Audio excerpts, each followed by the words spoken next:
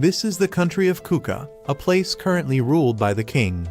But there is no crown prince or queen to inherit the throne. He has only one 15-year-old daughter, Princess Yona, because it is a small country. It is often eyed by surrounding nations, so frequent wars are inevitable. However, by some miracle, for the past 10 years since the former king passed away, the country has been completely peaceful. Princess Yona was supposed to attend the king's ceremony, but she chose not to because she hadn't yet found a suitable outfit she liked, and so the ceremony ended without her. Yona was always concerned about her hair. Even though her father thought she was very beautiful, she couldn't understand why her hair was so curly and blazing red. One of the 5 generals, Hak, came and mocked her hair. The reason Hak was confident enough to tease the princess was because he and Princess Yona had been childhood friends. Hak informed Yona that Su-won was coming soon. Upon hearing the news, the princess quickly ran off. Su-won was also a childhood friend of Yona. Even though he was 3 years older than her, she later met Su-won after many years, and he planned to stay for a week to celebrate Yona's birthday. Su-won then ran off to greet the king, while Yona remained a bit sulky because Su-won still treated her like a child. In the past, Yona often felt sad about the death of her mother, so Su-won had decided to take on the role of a mother figure for Yona, which is why she always considered Su-won an important person in her heart. The next day, Yona ran off to find Su-won and heard that he was having an archery match with Hak. She went to the match to watch and decided she wanted to learn archery from Su-won. However, the king had no intention of letting his daughter touch weapons. But then, Su-won unexpectedly invited Yona to go horseback riding with him, and she agreed and ran down. Hak helped Yona onto the horse, and Yona noticed that Su-won seemed quite familiar with being gentle toward women, so he must have had quite a few girls paying attention to him. Indeed, Su-won had received many marriage proposals, but had never accepted any of them. Yona didn't want to seem childish, so she boasted that she had already accepted a marriage proposal from Hak. Hak was bewildered, not understanding what was going on. Su-won congratulated the two, which made Yona wonder why he believed that lie. Yona later talked with her father and realized that he did not support her being with Su-won. Although Su-won was indeed talented and was also the son of his older brother, the previous king, meaning he carried royal blood, the king still refused to let Su-won become king by marrying Yona. He admitted that he truly was a coward, but he would not let Yona suffer the same fate of being harmed by wicked people like her mother had been. Yona then angrily stormed off and was suddenly approached by a shady figure. She feared this might be the one planning to harm her, as her father had said, so she ran away, but the person chased her. Yona was then found by Su-won, and she told him what had happened, but Su-won didn't see anyone outside. Seeing that Yona was very uneasy, he wanted to take her to Hak, thinking the two were engaged, but Yona honestly confessed her true feelings, that she only had feelings for Su-won. Su-won tried to keep his distance and admitted he was struggling to see Yona as a young woman. He knew he had to stop seeing her as a child, and at that moment, all Yona needed was that recognition from Su-won. She didn't know much about the affairs of the country or what it meant to be a king, but what she did know was that she still loved Su-won deeply. 5 days later, Yona's birthday party was held. Su-won pulled Yona aside to give her a hairpin. She thought her hair didn't suit such a thing, but Su-won said he liked her hair, which made her, for the first time, feel fond of her hair. Hak then interrupted the two, and Yona decided to return to her room to rest. Hak informed Su-won that he felt something had infiltrated the palace. When he found out Yona had also had an incident earlier, he asked Su-won to keep an eye on her while he increased the palace's security. That night, Yona wanted to go see her father to talk about Su-won. But when she arrived, she realized her father's chamber was not locked, and there were no guards standing watch. As she stepped inside, she was utterly shocked to discover that Su-won had murdered her father. At that time, Hak was on guard duty and encountered Min-su, one of the king's personal guards. The two talked for a while about Yona and Su-won. Meanwhile, Yona was being taken out for execution when Hak suddenly arrived and rescued her. Hak wanted to know what was going on and demanded an explanation from Su-won. Going back a bit, Yona still couldn't believe that Su-won was the one who killed her father. But Su-won had been waiting a long time for this moment. The soldiers on Su-won's side knew that not many people were aware of the situation yet, and that they only needed to keep an eye on Hak. However, Hak discovered them and demanded they explain themselves. When the enemies drew their swords, Hak didn't bother asking further questions. At that moment, Su-won explained to Yona that her father had always been regarded as a coward who feared war. But because of that, he had become a kind and benevolent king. 10 years ago, the previous king, instead of passing the throne to his eldest son, Su-won's father chose instead to pass it to Yona's father. Su-won's father had no desire for the throne and was even willing to fight on the front lines to protect his younger brother. Yet Yona's father was the one who killed Su-won's father. For that reason, Su-won was determined to take revenge. From the beginning, Su-won had no intention of harming Yona, knowing she rarely visited her father's chambers. Just then, a man named Kai appeared and, realizing Su-won had completed his task and that Yona had seen everything, wanted to kill Yona to silence her. She then knocked over a candle, setting the room on fire, which forced the soldiers and Kai to put out the flames. Taking that chance, she escaped. Yona still couldn't accept the truth about Su-won, but she was quickly captured again, only to be rescued by Hak shortly after. Originally, Hak didn't want to be the third wheel between Su-won and Yona, but he had grown suspicious after seeing many unfamiliar faces among the royal guards, so he asked Su-won about the whole situation. Yona was very happy that Hak still stood by her, because he had received orders from the king to protect the princess at all costs. Hak then asked where the king was and learned that Su-won had murdered him. Enraged, Hak charged at Su-won and demanded answers. He wanted to know why Su-won would kill a king who despised war, especially when he knew Su-won had never desired the throne. But Su-won believed that this country didn't need a weak king. Kai knew exactly who Hak was and how strong he was. But since Yona had been taken hostage, Hak was forced to drop his weapon. Hak was then surrounded. But suddenly, an arrow flew in and helped him break free to escape with Yona. They then reunited with Min-soo, who had fired the arrow. Hak entrusted Yona to Min-soo and went ahead to clear the way. The three of them found a hiding place, but couldn't find a way to escape because there were too many guards. Min-soo decided to create a distraction to help the other two flee. Since Min-soo had not revealed his loyalty to Yona, he wouldn't be targeted even if he was discovered. Min-soo then put on the princess's cloak and ran outside. Hak used the opportunity while the guards were distracted by Min-soo to escape the stronghold with Yona. Min-soo wasn't so lucky and was struck down by the archers. The two then fled into the forest, and Su-won sent soldiers to patrol the area. Even though Su-won knew there was a high chance the soldiers wouldn't find anything, since Hak knew the forest better than anyone, he still had to try. Hak then let the princess sleep in the forest, and the next morning, the citizens began to notice changes within the country. Su-won still hadn't received any word from the soldiers. Meanwhile, Hak and Yona decided to leave. Hak believed that as long as Yona was alive, they could go anywhere. Yona also hoped Hak would always stay by her side, and Hak embraced her to help her feel better. The two would go on to have many encounters, recruiting talented individuals to return and reclaim the country, and this is the story of that journey. After several days in the forest, Hak noticed that Yona was growing weaker, as she had never endured hardship or pain before. Many years ago, Hak was the grandson of a general and had caught the king's attention, who invited him to become a general in the future.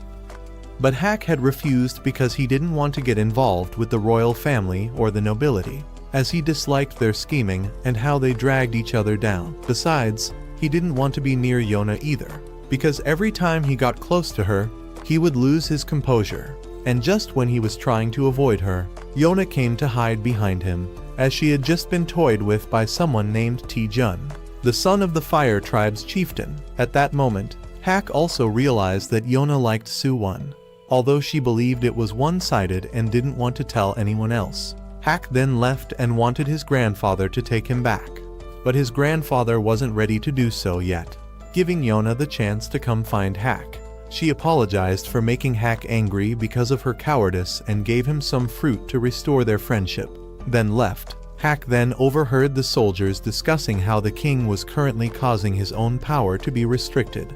But right after that, he saw Taejun bothering the princess and even going too far, so he had to step in to protect her.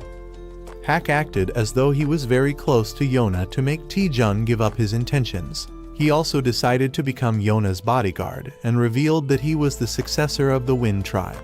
The king then arrived to settle the matter and believed Hak would be a good protector for Yona.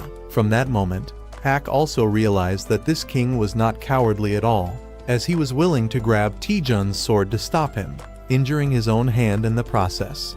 Hak then remembered the time when the queen had just passed away. Both the king and Yona were devastated at that time. But because she wanted to be her father's support, Yona tried to stay strong. Soo-won and Hak also wanted to help Yona relieve her stress, so they played in the snow with her. And because of throwing too many snowballs, Yona ended up getting sick. She really wanted her father to visit her, but the royal physician said he was busy.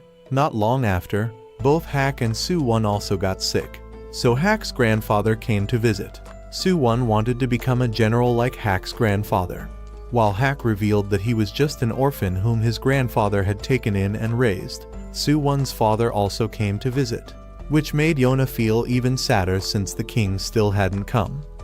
Some people thought the king was afraid of catching the illness, and that's why he didn't visit even his daughter.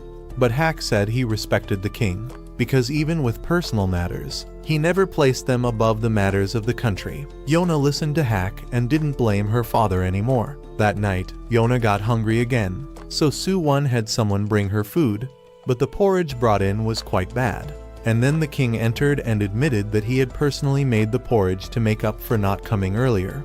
Yona then tried to finish the whole bowl, because it was something her father had made with his own hands. Yona had once wished that Hak and Soo-won would always stay by her side, but now, when she woke up, only a cruel reality was facing her.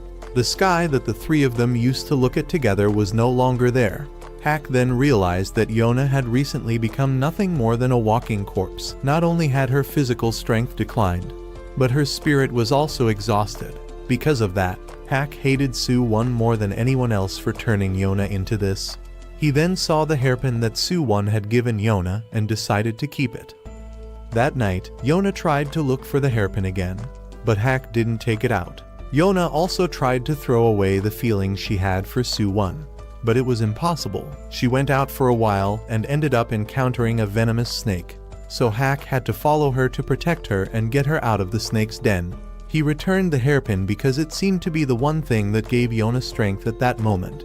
The two of them then continued to stay in the forest. Yona noticed that Hak had been bitten by the snake, but he said such a small bite wouldn't bring him down. Yona didn't know where they should go now, since even going to a village might result in running into soldiers, so Hak had no choice but to head for his hometown. When they returned to the Wind tribe, the people there were surprised that Hak had come back. They didn't know about Yona and assumed she was the girl Hak had brought home as his lover. He asked everyone to prepare food for Yona and inquired about his grandfather's whereabouts. They told him the palace had issued a summons for the 5 former generals to gather for a meeting. So Hak realized that no one there knew yet about what had happened at the palace. At that time, the 5 generals had gathered, and the chieftain of the Fire tribe questioned Hak's grandfather, as rumors were spreading throughout the nation that Hak had killed the king and abducted the princess.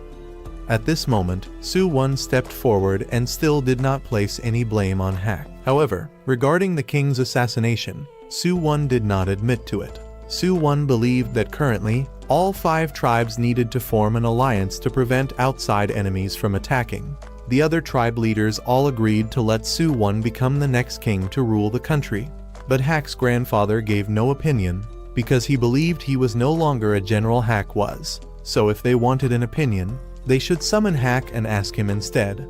Kai warned that if the old man didn't give his opinion, he might be charged with treason. In the past, he had treated Soo-won like his own grandchild, so now he would give no comment. But Soo-won announced that in 3 days, he would hold the coronation ceremony and would wait for him to attend. That afternoon, it was revealed that the Fire tribe's chief had also secretly supported Soo-won in taking the throne. Both of them knew Hak would not act rashly at this point in order to avoid affecting Yona. And the Fire tribe had also begun preparing their military forces to suppress the Wind tribe under Hak. At this time, Yona had regained consciousness and met a boy named Yon, who was like a younger brother to Hack. Yon asked Yona what her relationship with Hack was, and she said she saw Hack as a friend. The other boys then joked that Hack had been rejected since Yona didn't see him as her romantic partner. Hack then informed Yona of the identity he had created for her at the moment. After finishing their meal, Yona went for a walk outside and was greeted by an older woman. The woman had heard from Hack that Yona was a palace maid who couldn't do her job properly and had been dismissed. The woman promised to teach Yona how to work and assigned her to do laundry. Hack later came to help, and both of them discovered that the village stream had dried up. Hack sent people upstream to investigate, and then his grandfather also returned. He was very happy to see Yona again.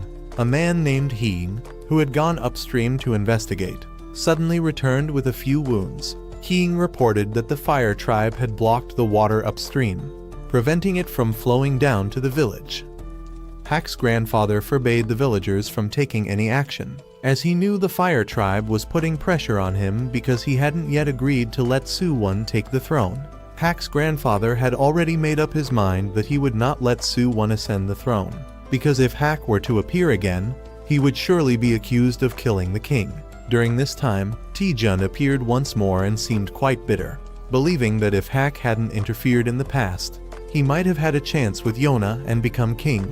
Yona was deep in thought when Yon came to call her for dinner, but suddenly collapsed. Hack and his grandfather then told Yona that Yon had been physically weak since childhood and often needed medicine. But at that very moment, they heard news that a merchant caravan had been attacked, which meant they would have no water or medicine. Everyone knew this was a trick by the fire tribe. However, Heen said he knew a doctor and would go get medicine for Yon. Hack allowed Heen to depart and ordered everyone not to provoke the fire tribe at this time, since their military strength was weaker, and the fire tribe now had the backing of the royal family, meaning they would be at a disadvantage. Hack then met Yona in private, and she asked herself what she could do at this point. Hack wanted her to continue living peacefully here, and he then went to meet his grandfather to discuss matters. Hack decided that his grandfather should go ahead and approve Su-won's coronation and reclaim his general's title, while Hack would leave the tribe so that the Wind tribe would no longer be targeted. Although he knew that doing so would officially label him as a traitor, he was willing to accept that. He also wanted his grandfather to let Yona stay here and live the most peaceful, ordinary life possible, but his grandfather refused to let his grandson live such a life. So Hack invoked the authority of the tribe leader to give the order. That night, Hack stopped by the weapon shop to pick up a few items and say goodbye to some familiar faces. Meanwhile, Heen returned with the medicine and managed to save Yon. Yona later met with the older woman again and visited the merchant caravan that had been attacked. She realized that she was dragging the kind people here into trouble, so she came to her own decision to leave this place. The next day, Yona went to look for Hack and found that he had already stopped by to say farewell to Yon. Yon burst into tears, and Yona rushed over to ask what was going on. She thanked Yon for everything in the past few days, and Yon realized that Yona was going to leave as well. Yon had just promised Hack that he would protect Yona, yet now Yona had already left. At that moment, Hack met his subordinates again at the village gate and said his goodbyes before departing. He also asked them to take care of Yona in his place. But Yona had come looking for Hack and decided that she would go with him. However, Hack refused and advised her to stay here and live a peaceful life from now on. But she chose to follow Hack. Hack told her that he was no longer her general, so if she wanted him to protect her, there would have to be compensation. Since she had nothing to offer him in return, he used that as a reason to pressure her into staying with the Wind tribe. Hack's grandfather then raised his bow. Seeing that Hack once again appeared to be disrespectful to Yona, in the end, Hack's grandfather had to accept that Yona would go with Hack. At this time, Taejun heard that someone had discovered the whereabouts of Hack and Yona, so he set out to find them. Meanwhile, Hack and Yona were following his grandfather's advice and searching for a priest. This person had once guided the previous king, but out of discontent with the path that king had taken, he withdrew from the world and isolated himself from humanity. The two arrived at a desolate mountain region. and Hak warned that this place wouldn't be comfortable to sleep in at night. So Yona decided she would sleep next to Hak to stay warm, but he warned that he couldn't guarantee she would sleep well. He then pulled Yona into hiding because he heard the footsteps of several enemies nearby. He then came face to face with Taejun's troops. Taejun hadn't expected to encounter them so soon here. But Hak told him that he was no longer a general, so everything he did now would have no effect on the Wind Tribe. Taejun then gave the order to attack, but Hak easily knocked back every enemy who came at him. When archers began firing from a distance, Hak had no choice but to grab Yona and run, slashing away every arrow flying toward them. Yona then stumbled, so Hak shielded her and took an arrow in her place, and then fled together with her. That afternoon, the two temporarily lost their pursuers, but Hak decided to come out and fight, leaving Yona behind to hide. Hak was soon surrounded by enemies, while Yona realized that the arrow that hit Hak was poisoned, and he would soon collapse. She didn't want to reveal herself because she feared getting in Hak's way. But then she decided she had to help him because if she kept relying on Hak to protect her, she might as well have stayed in the Wind Tribe. She then rushed out, knocked down the archer, and confronted Taejun. Taejun offered to bring her back and overthrow Suwon, but she asked why. If Taejun already knew the things Suwon had done, he still chose to support him and oppress the Wind Tribe. She said Taejun was a hypocrite and that she would never go with him. Taejun was shocked that the once weak princess had now grown strong, and Yona's hair now looked like flames burning him. Hak scolded her for running out here again. He tried to run toward Yona, but the poison was making his condition rapidly worse. He became dizzy and collapsed, but still fought back until he was slashed and pushed to the edge of a cliff. Hak then fell off but managed to cling to the edge. Yona rushed to save him, but Taejun grabbed her hair. Yona took his sword and cut off her own hair to break free and save Hak.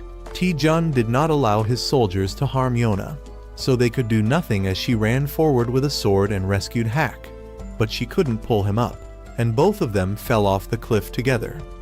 Taejun ordered his soldiers to search for them, but they all believed the two could not have survived the fall. That night, Taejun returned to see Suwon and handed over the strand of Yona's hair that he had managed to keep.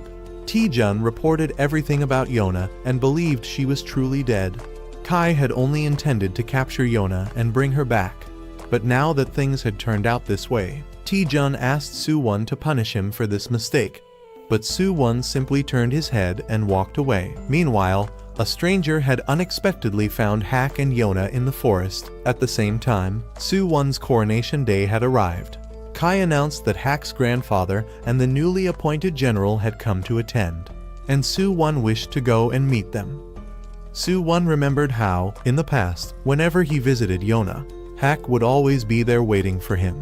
Suwon had always respected Hak for his strength and had even wanted Hak to become his personal guard. So Hak had once suggested that Suwon marry Yona and become king. But Suwon had always been hesitant about that. Suwon already knew that if one day he were to ascend the throne, he would no longer be able to stay by Yona and Hak's side. But he believed that by casting those things away, he had become who he was now. During his coronation, Suwon looked back at the different tribes the Fire Tribe still served, but they always had their eyes on the throne. The Earth Tribe only served those in power. The Water Tribe were opportunists waiting for their chance, and the Wind Tribe had many elite warriors personally trained by Hak's grandfather, so he couldn't predict when they might rebel again. But Suwon had to unify all the tribes in order to fight against foreign enemies. Hak's grandfather asked Suwon how much he had sacrificed to obtain the throne, but Suwon said he would revive the kingdom and return it to its former glory. He didn't need gods, he needed the power of the people of this land, and if anyone stood in his way, he would find a way to subdue them. Hak's grandfather couldn't tell when Suwon had changed this much. As for Yona, she had now regained consciousness and met Yun, the one who had saved her and Hak. Yun said Hak was seriously injured after protecting her during the fall from the cliff. If treatment had been delayed any longer, Hak might have died. Yona then met another person, Iksu, who seemed a bit strange, and she wasn't sure if she should reveal her identity to them. But Iksu already knew who she was, and from Yun's words, Yona realized that Iksu was the priest living in seclusion whom Hak's grandfather had mentioned. Iksu said his role was to convey the words of the gods to the people. But Yun believed that it was precisely because of those vague divine words that Iksu had been expelled from the capital. Yona wanted to know more about this, which made Yun realize that despite having lived in the palace, she knew nothing. Yona then noticed Hak beginning to stir. But Yun came to check and said Hak was running a fever and they didn't have proper medicine to treat it, so it would take time for him to recover. Yun said he wasn't a pharmacist, so Yona shouldn't place too much hope in him, especially since she had never thanked anyone, not even Hak, who had risked his life to protect her. This was also the reason why Yun disliked royalty and nobles. But Iksu told Yona not to worry, because the god of death hadn't arrived yet. Later, the two went out for a walk, and Yona asked why Iksu had come to live here. Iksu said he was just going with the flow of life and believed everything had its own purpose. That night, Yona went to thank Yun for saving her life and also wanted to learn more about their story.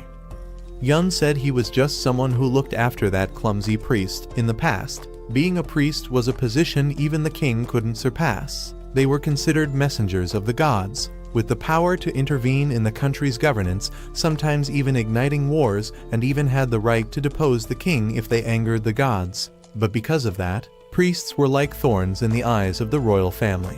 It was Su-won's father who expelled Iksu from the palace out of fear that Iksu would disrupt the previous king's reign. As for why Yun brought Iksu to such a remote place, it was because Iksu was too kind. Living in poor villages made Iksu constantly help others, often to the detriment of himself. That's why the two of them ended up living here. That night, Yona suddenly discovered that Hak was missing, so she ran out to look for him. She called out his name in the forest, and he finally returned. He had just gone to retrieve his sword. Yona cried because he didn't call her to go with him. Hak, having received so many injuries for her sake, said if he were to die, he wondered just how much she would cry. Yona didn't want Hak to leave her ever again, and as Hak moved in close, she bumped heads with him. Yona thought he was trying to check her temperature, so she offered her forehead, and he just played along. Realizing Yona still didn't have much experience with matters of love, Hak apologized for making her cut her hair, but she said she had never treasured it and didn't feel any regret. Even so, Hak noticed that she still hadn't thrown away that hairpin. The next day, Hak temporarily came to understand the situation and that they were staying at the priest's house. Yona later went to meet Iksu, and he asked her if she wanted to hear the guidance of the gods. Hak's grandfather had once told her to find Iksu to learn which path she should follow. But after everything that had happened, all she wanted now was to live peacefully with Hak. However, Iksu told her that she was the storm that would stir the entire country. Later, Yun and Hak arrived, and Iksu began to recite the words passed down from the gods that when the 4 dragons gather, the true king will reappear. Hak didn't really believe in such things, but the story still had to be told. It was said that the Crimson Dragon King, a dragon god who had turned into a human, became the first king who founded this nation. But he was later betrayed by humans and overthrown. The 4 dragons then came to save the Crimson Dragon King and wished to annihilate humanity. However, the Crimson Dragon King asked them to spare the humans, so the 4 dragons created 4 warriors to protect the Crimson Dragon King. One had claws that could tear through anything. One had eyes that could see through all things, one had legs that could leap to the heavens, and one had a strong, mighty body. These 4 warriors later founded the 4 tribes and served the king until his death. After that, the 4 warriors left their tribes and disappeared without a trace. Iksu believed that Yona's life was now in danger, so she needed more guards than just Hak. Since Hak couldn't protect her all on his own, she would need more companions. These would be the 4 dragon warriors. They might be legends, but the people who inherited their bloodline were real, so Yona should go and find them. The gods had shown her the way, and now she had to walk that path on her own. Iksu also believed that the fact Yona had survived so many disasters was the miracle of someone bearing a divine destiny. But when Hak carries all the burden, no one says anything. That night, Yona thought about it and considered throwing away the hairpin, but still couldn't bring herself to do it. Later, she met Hak again, and he wondered whether she truly wanted to follow the path Iksu had shown. But Yona had decided to go look for the dragon warriors, and she wanted Hack to teach her how to use a weapon because she didn't want to be a burden to him anymore. He agreed. If that was what she truly wished, Iksu then came with a request for the two of them. He wanted them to take Yun along on their journey. Yun later made Yona a new outfit and even agreed to cut her hair. Yona realized Yun really was a genius, since he seemed to know everything. Yun didn't want to boast, but said he could memorize any book after reading it just once. And the reason he had to study so much was to take care of Iksu. But Yun said he wouldn't do it for free and would charge her a fee. So Yona told him to send the bill to Hack's grandfather. Yun then realized that Hack's grandfather was a legendary hero on par with Su-won's father. But Yona only knew him as an old man who doted on children. Yun said he wanted to read books from around the world. But then Yona went to see Iksu and told him that she couldn't take Yun with her because Yun and Iksu were family, and she couldn't bear to separate them. However, Yun overheard and later went to confront Iksu about it. But Iksu told him that he didn't want to keep holding Yun back in this place. He wanted Yun to go and see the world. Besides, Iksu was confident he could live just fine without Yun. Yun then considered burning the medical book that Iksu had once brought back, but couldn't bring himself to do it. Hack came over to roast some fish, and Yun asked why Hack went so far to protect Yona while neglecting himself. Hack replied that he was only protecting the one who mattered most to him. Yun later went to the waterfall to think, and remembered many years ago, when he was living in a village belonging to the Fire tribe. It was so poor that Yun had to steal daily just to eat. When he saw Iksu passing by, Yun attacked him to rob him, but unfortunately, Iksu had no possessions and even acted kindly, which led Yun to let him stay at his house that night. Later, Yun even applied medicine to the wounds he had caused Iksu. Afterward, Yun applied medicine to Iksu's wound, the very wound he himself had caused, which is why the next morning, Iksu gave Yun a sweet potato to eat to stave off hunger. Yun realized that Iksu had traded his own shoes for that potato and couldn't help but wonder why he was so kind. Iksu said there were all kinds of people out there, and that he rarely went to the capital. Yun deeply wanted to go to the capital to start a new life and find more books to study. Despite having a difficult life, Yun could read and always wished to learn more. Iksu promised he would help Yun fulfill that wish. He then introduced himself and said his job was to help the suffering, as directed by the gods. Afterward, he taught Yun how to make a pair of straw sandals, and Yun very much wanted to follow Iksu to keep learning. But Iksu eventually left, and Yun kept hoping for the day he would return. In the time that followed, Yun made a living using the straw sandals he had learned to craft, and one day, he met Iksu again. Iksu said he had searched for many books for Yun, but they had all been taken by others. He was disappointed in himself and had planned to visit Yun one last time before retreating from the world and distancing himself from people. However, Yun decided to follow him and take care of him. From that day on, the two were always together. Later, Iksu came to see Yun and gave him a pair of straw sandals he made himself.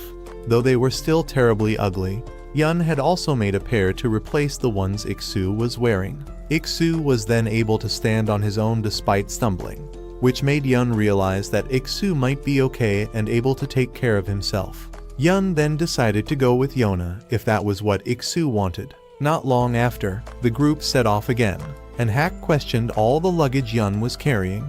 Yun showed it to Hack and said goodbye to Iksu. Yun promised to return soon, and Iksu promised to live well even if alone. Yun then went ahead to lead the way for Hack and Yona, while Hack seemed to have finally accepted that Yun would be part of the journey. Meanwhile, Su-won had just investigated some corrupt nobles and had Kai eliminate them. The weakness of Yona's father had caused many greedy people to rise, and Su-won needed to purge them all. He later saw a book about the story of the Crimson Dragon King and recalled some old memories. However, he believed that this country did not need a mythical king to revive it. At that time, Yona's group was still on the road, needing to cross the country to reach the border of the empire, as suggested by Iksu. Since the dragon warriors often lived nomadic lives, it was difficult to pinpoint their exact locations. However, there was a tribe said to guard the bloodline of the dragon warriors, living in seclusion on a mountain near the imperial border, so that village would be their first destination. Hak was always anxious whenever someone passed by Yona, afraid she might be recognized. But he was overthinking. It wasn't like just anyone could recognize her. She also wanted Hak not to worry too much about her, especially since he hadn't fully recovered yet. She wanted to see what the world outside the palace was like. The group then stopped at a village along the way to eat and rest. Hak went to buy some supplies and told Yun and Yona that if anything happened, they should run and regroup near the big tree. He then left and went to a weapon shop to buy a bow. There was also a knife there that would suit Yona for self-defense, but Hak didn't buy it because he believed he could protect her himself. Meanwhile, Yona heard that Su-1 had officially ascended the throne and was glad that Hak's grandfather and the Wind tribe still seemed safe. The shop owner then asked if Yona wanted anything else, but she had already left. Yun had to pay for the previous items and chased after her when he saw she looked a little shaken. The two of them then spotted some members of the fire tribe ahead and hid in a corner, where they happened to run into Hak again. After hearing the situation, he decided they shouldn't stay here too long. On the way, the three of them overheard talk about changes in the country since the new king took over. First, taxes had become lighter, but the most bothersome thing was that fire tribe soldiers were everywhere. Yun liked traveling through forests like this because there was no need to worry about the royal court's surveillance. Yona then asked Hak to teach her swordsmanship again, but he refused and asked whether she was ready to strike an enemy or at least cripple them to protect herself. But Yona had no such intentions. She only wanted to learn so that she could open a path of escape for herself if needed. So Hak gave her this bow and told her to stay behind him during battles to provide support. If they hadn't been in the middle of a journey, he would have made her shoot 200 arrows a day for training. At the same time, he also wanted her to reflect on why her father had never wanted her to touch weapons. Hak then let Yona practice by shooting at birds and rabbits, but after an entire hour of training, she hadn't hit anything. So Hak demonstrated for her. But when she asked how he did it, he couldn't explain it clearly because geniuses can't understand how it feels to lack talent. Yona thought Hak didn't know how to teach, but in reality, he knew that her only problem was lacking the physical strength to draw the bow. Once she overcame that issue, she would be able to learn archery on her own. After that, Yona diligently practiced shooting arrows to make them fly as straight as possible. Yun noticed that Yona was willing to practice even at night just to master it faster. And indeed, her technique had improved, though the cost was her hands becoming scraped from drawing the bow too much. Yun also knew a bit about archery, but he didn't use it because he believed it was not worth it for someone half-hearted to wield a weapon. When one takes up a weapon, they must be mentally prepared to take another's life. If you lack resolve or hesitate, the price will be steep.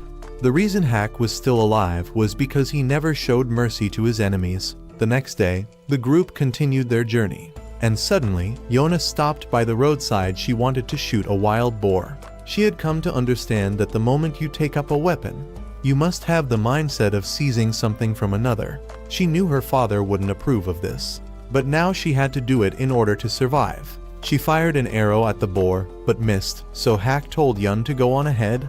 He said Yona still lacked killing intent. She could shoot objects, but not living things. He wanted her to shoot at him while imagining he was her pursuer. He was confident he could dodge her arrows, so Yona fired. But when he told her to imagine him as Su-1, she shot an arrow that grazed his face. Hak realized that she still needed a bit more refinement.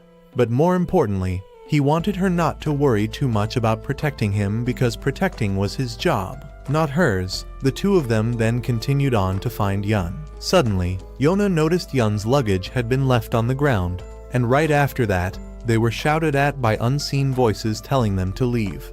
But Hak swung his weapon, sweeping away the mist and revealing the mountain villagers. They noticed Yona's red hair and asked about her identity. She said that she came under the guidance of the priest and was searching for the 4 dragon warriors. They then revealed that their village was the White Dragon Village, the place that protected the descendants of the White Dragon. At this time, Yun was being held in a cage and hoped that Yona and Hak hadn't been captured like he had. But soon after, the two of them were also brought in, although they weren't actually being captured. Once Yona spoke up, they released Yun, and Hak explained that everyone had suddenly changed their attitude once they saw Yona's red hair. The old man apologized for being disrespectful to Yona's companions. Hak and Yun also noticed that the people here seemed to hold her red hair in high regard. They explained that Yona's red hair resembled that of the person whom the first white dragon once served, so they believed she might be the one they were searching for. Hak asked if everyone in the village was a descendant of the white dragon, and they said no, only one person in the village inherited the power left behind by the white dragon. That person then appeared. He had one arm much larger than normal, and the village elder had taken care of him all this time. However, he didn't know what it meant to possess this power if the master he was meant to serve hadn't appeared. There was no guarantee that the master of the white dragon would show up soon, it might even be generations later. So the village elder also advised the white dragon to find a wife soon, so he could pass down the white dragon bloodline. But for now, he had no intention of doing so. At that moment, the white dragon warrior became curious about what was happening in the village, and upon learning that there were outsiders, he showed himself, thinking they were invaders come to cause trouble in the village. The white dragon then appeared to drive away the intruders, while Yona took the knife she had borrowed from Hak to give herself a bit of courage before using every means she had to recruit the white dragon. However, seeing her holding a weapon only made the white dragon more convinced that she was an enemy, so he approached her. But when Yona's red hair became visible, the white dragon was stunned. The blood of the white dragon reacted within him, triggering a memory of his father's words from long ago, that the white dragon must use his strength to serve the descendant of the Crimson Dragon King. The white dragon had no idea when that person would appear, but his father believed that when the time came, the white dragon would instinctively recognize them, and that would mark the beginning of his journey. The white dragon then came to his senses and decided to accept Yona as his master, prompting everyone in the village to bow to her. Yun noticed that it seemed like Yona's red hair had led the white dragon to regard her as the Crimson Dragon King and choose her as his master. But Yona thought of herself not as a king, but merely a wretched person borrowing the strength of the four dragons. Still, regardless of who she was, the white dragon had chosen to serve her. His blood had proven that. The white dragon then informed the village elder that he would depart immediately. But the elder rushed over and insisted on holding a farewell banquet first. During the banquet, Yun was surprised that the white dragon had agreed to join so easily. Meanwhile, Hak decided to visit the white dragon to ask for a few supplies that might help with their upcoming journey. But instead, the white dragon handed Hak a pouch of money and said that Hak's duty was over, so he could return to his hometown. But Hak retorted that a pampered noble like the white dragon couldn't possibly protect the princess. The two of them then brought this antagonistic energy to their meeting with Yona. Hak claimed the white dragon was useless and that they should go find someone else. Yun asked what happened and learned that the white dragon had given Hak money. Hak hadn't agreed to leave outright, but he was still carrying the pouch with him. The white dragon argued that Hak wasn't one of the dragon warriors, so he wasn't needed. But Yona said she needed Hak and explained how important he was to her. That made the white dragon conclude that Hak must be so weak that they needed the dragon warriors to help protect the princess. But Hak countered that he wasn't so weak as to need help from a white lizard. That night, the banquet was held. The village elder, who had raised 4 generations of white dragons, now finally had the chance to witness the white dragon setting off to fulfill his mission. The next day, the white dragon departed with Yona's group, which surprised the entire village. The elder handed him a pile of supplies for the journey. Though their tribe's mission had now been fulfilled, the elder was saddened that she would no longer get to wake the white dragon each morning. She knew she was getting old, but she vowed to live long enough to see him return. The group then resumed their journey, though they had no clues about the remaining 3 dragon warriors. However, the white dragon revealed that he could sense the others through a kind of connection, even if he had never met them. Yona then asked for the white dragon's real name, and he was surprised that he would ever use the name his parents had given him again. That name was Kaiya. As the journey continued, Hak constantly provoked and mocked Kaiya, so Yona had to step in and stop the two. She asked Hack not to stir up trouble and told Kaya not to pay attention to Hack's behavior. Yun then asked Kaya about the location of the nearest dragon he could sense. Kaya focused and pointed in the direction he felt. He then wanted to go ahead to lead the way but promptly fell into a hole full of centipedes, proving once again that he was just a sheltered noble unused to the outside world.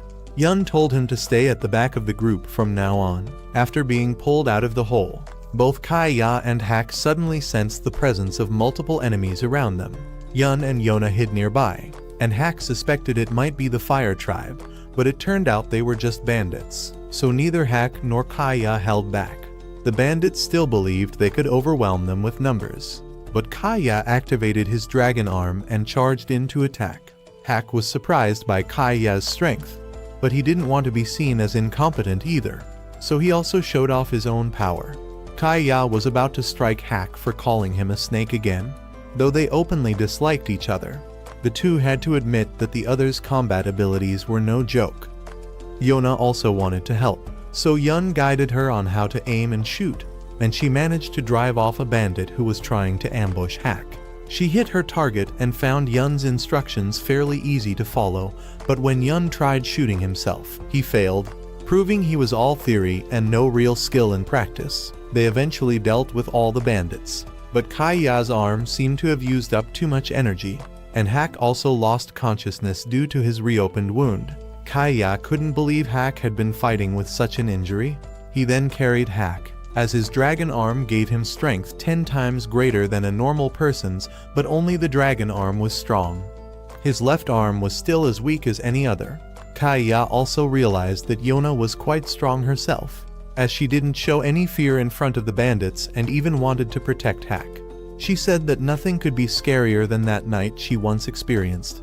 Kaya realized that he truly wanted to follow this strong princess. That night, Kaya was surprised that the group only ate wild vegetables. Yona had no right to complain, since Yun's cooking was still better than Hack's. Hack had regained consciousness by then, and Yona wanted to feed him herself, but Kaya volunteered to do it instead. Yun asked Kaya about the location of the next dragon, the Blue Dragon. According to Kaya, the Blue Dragon clan had once lived within the Earth Tribe, but one day they suddenly disappeared. Even though they had vanished, Kaya could still sense the Blue Dragon's location, so he was confident that the Blue Dragon was still alive. Yun managed to roughly pinpoint the Blue Dragon's general location, so they decided to enter some nearby villages the next day to investigate.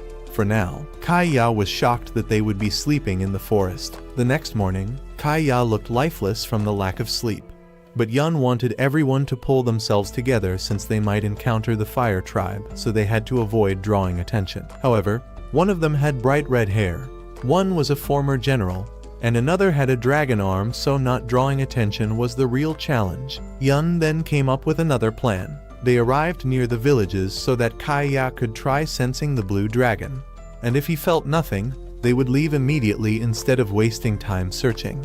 Thanks to Hack's good memory of locations, he pointed out a few areas that were military camps, so the Blue Dragon would likely not be there, helping reduce the number of places they needed to search. Even so, after an entire day of looking, they still hadn't found the Blue Dragon. Kaya kept pointing in the same direction he sensed the Blue Dragon, making the group wonder if the Blue Dragon might have crossed the border. Later, seeing Yona looking tired, Yun gave her a drink to ease her fatigue. That night, Kaya felt completely useless, thinking he hadn't been able to help the princess much at all and had only led them on a wild goose chase, draining their strength. He wished he could help the Blue Dragon sense him and come on his own. But the sound of Yona practicing archery at night woke Kaya up. Hack stopped Kaya and explained that although the princess had them to protect her, she still trained herself so she wouldn't be helpless if something happened. The next morning, Yona asked Kaya if he had slept well, knowing that he wasn't used to sleeping outdoors like this. Kaya gradually realized that he was starting to like Yona, and she saw him as someone irreplaceable. At that point, Yun discovered that the Blue Dragon was likely hiding in a blind spot on the map, a location likely chosen near the border so no one could find them. The group finally reached a hidden village near the border of the empire. Upon arrival, the villagers came out to see their faces. Kaiya confirmed that the blue dragon was in this village, but the people here were not the Blue Dragon clan, just a poor, unknown tribe. Yona didn't want to pressure the villagers, so she simply asked if they could stay for one night to let Hak recover from his wounds. The village elder agreed to let them stay and warned them that the place was like a maze, so they should avoid wandering around without a guide to prevent getting lost. When Yona asked why the villagers wore masks, the elder explained that it was a custom for those who were not yet married. The group was then led to their resting quarters, but Yun decided he would go explore the area to look for the blue dragon. The whole group then explored the village, but only found dead ends. Yun suddenly felt like someone was watching him, so he became worried they had been discovered by the villagers and decided to have the group retreat. But on the way back, Yona unexpectedly discovered a secret tunnel and entered it without telling Hak's group. She then went deeper inside and saw a squirrel. She got caught up in chasing after it and didn't realize she had become separated from the group. The lights suddenly went out, and she unexpectedly encountered a man. He promised to lead her out of there.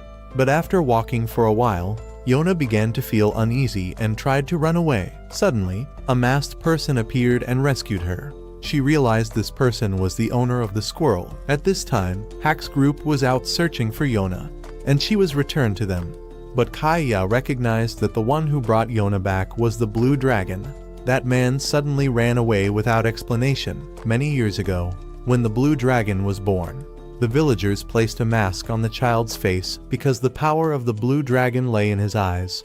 The villagers did not revere the blue dragon. Instead, they treated the blue dragon as a curse. From a young age, the current blue dragon lived with the previous blue dragon, and both were shunned by the entire village. The previous blue dragon didn't cherish the current one either. To him, the power that paralyzed anyone who made eye contact was nothing more than a curse, and that curse became even crueler when the villagers exaggerated it, making everyone too afraid to even come near them. And even if a blue dragon died, a new one would be born in this very village. The current blue dragon noticed that his own eyes were growing stronger, capable of seeing farther. While the previous blue dragon's eyesight gradually weakened, the two of them often protected the village from outside attackers. And the previous blue dragon wanted his successor to learn swordsmanship from him so that he could protect himself in the future. Though gruff and harsh, the previous blue dragon actually wanted his successor to live a decent life without suffering. That's why he told the current blue dragon not to use his eye power, as it was a double-edged sword. That was the reason he taught him to use a sword instead of relying on the ability. But after fighting for some time, the previous blue dragon completely lost his eyesight. However, he felt joy in finally being freed from the curse and being able to die as an ordinary person. The current blue dragon had added bells to his mask so that the former one, though blind, could locate him by sound. But not long after, the predecessor passed away, and a large group of enemies invaded the village. The current blue dragon, though he remembered the warning, still chose to protect the village and used his power to defeat all the enemies. Even though he tried to keep his distance from them, Yona still realized that the blue dragon was a warm-hearted person. At that moment, the blue dragon himself was feeling extremely unsettled, because when he saved Yona, the dragon blood inside him reacted fiercely to her, just like what had happened to Kaiya earlier. But he didn't know what that reaction meant or who the voice inside his head belonged to. His blood boiled, and he couldn't understand how he immediately recognized that Kaiya was the white dragon. The reason the blue dragon was hiding now was because he didn't want anyone to know about this power anymore. He believed it would only bring pain to others. Meanwhile, Kaiya was furious that this village had dared to take Yona away. But Yun suspected that the white dragon's village might be the anomaly, and that the blue dragon and the people here viewed them as intruders. Still, Yona wanted to meet the blue dragon again, so she planned to go back into that tunnel one more time. Kaiya and Yun were both going with her, so she insisted on going as well, but Hak wanted her to stay behind. Yona managed to persuade Hak and told him that he should be the one staying here to watch over the villagers, while she would go personally to bring the blue dragon over to their side. Hak made her promise to return safely otherwise. From now on, he'd follow her everywhere and make her annoyed. He then asked Kaya to guarantee Yona's safety and stayed behind to keep an eye on the villagers. He noticed that the villagers were still watching them closely, and he remained there to intimidate them so they wouldn't dare do anything harmful. When they reached the secret passage, Kaya sensed someone was tailing them, so he told Yun and Yona to go ahead. He then confronted the villagers and asked what they were planning to do. They said they couldn't allow anyone who entered that path to return, but Kaya declared that he was ready to fight if they intended to harm Yona. Meanwhile, Yun and Yona had already been spotted by the blue dragon. The two of them soon came to meet him, and Yona wanted to know what his name was, but he had no real name and even held a sword to threaten them. However, the blue dragon's squirrel clung affectionately to Yona, and the blue dragon suddenly felt a strong desire to meet her, even though he didn't know who she was. When she asked to borrow his power, he claimed that anyone who desired this power was his enemy, but she only wanted to meet him to invite him to be her friend. Still, the blue dragon believed this power should never be released into the world and drove Yona away. She couldn't force him, so she and Yun had no choice but to leave. Though the blue dragon had long wished for a friend, he had also long forced himself to abandon that desire. Yona accepted having to leave, but still felt bitter about the blue dragon's situation. She later found Kaya blocking the villagers, who wanted to attack Yona because she had learned about the curse. When she asked why they considered the blue dragon a curse, they gave no answer, so Kaya was forced to act.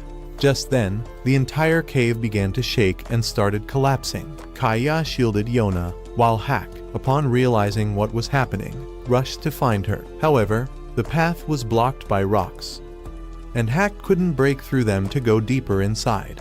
He tried desperately to clear the rubble, and could only pray that the king would never bring his daughter along again. At that moment, Yona regained consciousness and saw that the villagers were still trapped in there with them. Yun worried that if they did nothing, they would run out of air to breathe. Kaya extended his claws to try to create an escape path, but the villagers became frightened upon seeing there were even more dragons. Yona wanted to know why they considered dragon power a curse, and they explained that in this village, there would always be one child born with the blue dragon's mark. Even if that child died, another would be born bearing it. That fact terrified the villagers, who feared their own child might one day become that curse. The reason they feared the power instead of coveting it was because the blue dragon had shown that even as a child, he could slaughter many soldiers using that power. That was why they isolated the blue dragon within the village to prevent him from taking that power out into the world to wreak destruction. The blue dragon then appeared, and the villagers began to fear that he would punish them. But he did nothing and instead had his mask knocked off. Yona saw that his face was very gentle, but the villagers believed that looking into the blue dragon's eyes would turn them to stone, so he had to put the mask back on. He then picked up an axe and moved forward, not to attack, but to find a way to break through the rocks and escape. He told Kaya that the side he was working on would connect to the outside faster, so Kaya helped him. Yona also joined in, and Yun asked the villagers if they wanted to live and get out of there. Hack, digging from the other side, encountered villagers who had come to rescue their son trapped on the other side of the path, but he told them to prepare an explanation for him. After digging for a while, Yona became exhausted, so the blue dragon, following Kaya's suggestion, carried her to rest. Yona continued to see how gentle the blue dragon truly was and later shared her story with him, how she had to face many things after 15 years of never leaving the palace. She believed that everything she had gone through was her living proof. She then decided to get back to work, and the blue dragon began to realize that perhaps he could be free if he stayed by Yona's side. They resumed digging, and Hack eventually broke through the wall from the other side. As soon as he saw Yona again, he rushed to hug her and hoped she would never go through anything like that again. When they left the cave, Yona once again invited the blue dragon to come with her, now fully aware that going with her meant gaining the freedom he had always wanted. The blue dragon chose to follow Yona and set off with the group. But suddenly, the bell on his mask fell off, and the blue dragon decided to leave it behind, as if shedding everything that had happened in that village to begin a new life. Even though he had joined Yona's group, the blue dragon still acted rather distant. Kaya could no longer sense the direction of the two remaining dragons and was also exhausted from overusing his power the night before. Yun asked the blue dragon if he could sense like Kaya did, but the blue dragon was unable to. Kaya believed that the blue dragon lacked experience, so he offered to teach him. However, the blue dragon suddenly ran off. In truth, he had only gone to a nearby stream to catch fish for Kaya to help him recover, but he also got cold afterward. So the group decided to light a fire to both cook and stay warm. Once Yun finished cooking, they let the blue dragon try the food, and he surprised everyone by opening his mouth to thank Yona. What shocked them even more was that, while everyone else called her princess, the blue dragon called her by name. At that moment, they all agreed the blue dragon needed a name. That night, Yona asked Yun for suggestions, but Yun told her that since she was the one who had freed the blue dragon from his lonely cage, she should be the one to give him a name, especially since it was clear that the blue dragon held her dear, and she had shown no fear even when he once pointed his sword at her. Yun also admitted that he used to look at Yona with disdain, having always hated nobles and royalty. Now, Yun wanted to call her by her name rather than princess, like before. Later, Yona went to the stream to fetch water and met Hack. She told him to continue calling her princess rather than by name, because she wanted him to be the only one who preserved the memory that she had once been a princess and the daughter of the king. Hack agreed and told her what he was thinking at the time he was digging through the rocks to save her. Yona then asked Hack to help her come up with a name for the blue dragon. He felt that the blue dragon had a strong connection to the night, and when they saw him immersed in moonlight, Yona decided to name him Shin. The blue dragon accepted the name and seemed to like it. Shin then whispered to his predecessor that, after all this time, he had finally been given a name and would treasure it no matter what. The next morning, Yona woke up and asked Kaya how he was feeling. He said he could now sense the location of the green dragon. The group then continued their journey based on the direction Kaya had identified. Since their destination was quite close to the capital, Shin's long-range vision proved useful. Thanks to his ability to observe the road ahead, they could safely choose their path without fear of being discovered by enemies. Kaya also seemed happy to have made a new friend in Shin. On their way, they passed through an abandoned village inhabited only by starving people. It was a place hit by famine with no drinking water. Most of the village's men had been sent to the capital to serve as soldiers, so the area had essentially been forsaken by the nation. Disease spread, and those too weak to migrate were left with no choice but to starve to death. The place was similar to where Yun had once lived, as the Fire Tribe's chief had focused only on strengthening the military while neglecting the lives of the people. The group later helped a man on the road, who said that the previous king had been a terrible ruler who failed to govern the country, leading to the scattering of the tribes and causing suffering among the people without doing anything to help. He hoped the new king would be a better one. When the group moved on, Yona excused herself to go to the bathroom, using it as an excuse to be alone. Yun also admitted that he had never respected the former king and that the whole world would likely remember him as a foolish king who naively dreamed of a world without weapons or conflict. Even so, Hack still saw him as someone he would always respect. And now, Yona had nothing left but the pride of being that king's daughter. She sat nearby and cried, but Shin's squirrel came to comfort her and helped lift her spirits. That night, she woke again to practice archery, determined to become stronger so she wouldn't lose the people she cherished. Meanwhile, Su-won set off to the region of the Earth Tribe. The tribe chief was feeling disheartened because the Earth Tribe had become dull lately, with few merchants visiting and dwindling resources. He felt he had grown weaker ever since Yona's father had ascended the throne and ended the wars. Upon hearing that Su-won had come to visit, he went out to greet him. He still kept a close eye on Su-won, as he was the son of the man the tribe chief had once revered like a mentor. Su-won asked to come inside for tea. With him was the Sky Tribe's chief, and these two tribe leaders were infamous for being as different as night and day. So the moment they laid eyes on each other, they were ready to fight. The chief of the Earth Tribe noticed that Su-won still looked somewhat delicate and untrustworthy, unlike a warrior like his father had been in the past. So the Earth Tribe chief wanted to see how capable Su-won truly was. Su-won then asked to go on a tour. And during that time, the Earth Tribe chief was surprised to hear that the mine had collapsed again. The chief's attendant also asked Su-won why he had come today, since he certainly wouldn't be here without a reason. But Su-won only replied that he had come for sightseeing, which prompted the Earth Tribe chief to speak frankly. He reminded Su-won of his previous promise to revive the country, but from his view, Su-won didn't seem trustworthy enough to fulfill that. And if he ever came to believe that Su-won would only bring ruin to the nation, he himself might be the one to lead a rebellion. Of course, Su-won understood this and did not reprimand him for the statement, because he had sworn to fulfill his promise. The group then continued the tour, and Su-won became curious about why they worshipped a rock there. When he asked about it, the chief said it was simply a belief, nothing profound. He then excused himself and told Su-won to ask his servant if he needed anything.